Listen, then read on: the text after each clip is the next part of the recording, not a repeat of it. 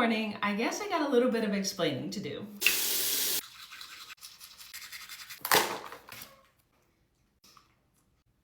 In case you couldn't tell, my parents and I, we're extremely close. I try to plan all of my events, all my parties, all my everything around the time my parents are in town.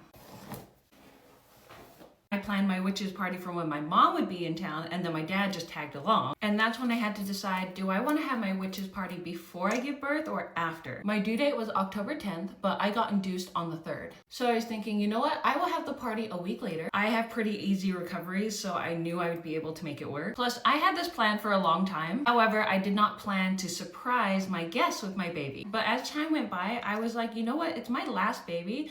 I should really enjoy this time of just me, my family, giving birth and everything, and then I will share it with the world. That's exactly what I did. I got to have almost 2 full weeks with just myself, my boys, my family, enjoying our sweet new addition to the family. I have absolutely no regret. My original plan was to wait another 2 weeks before sharing it with you guys. Once I ran out of pre-filmed belly shots, that's when I was like, okay, maybe it's time to finally share.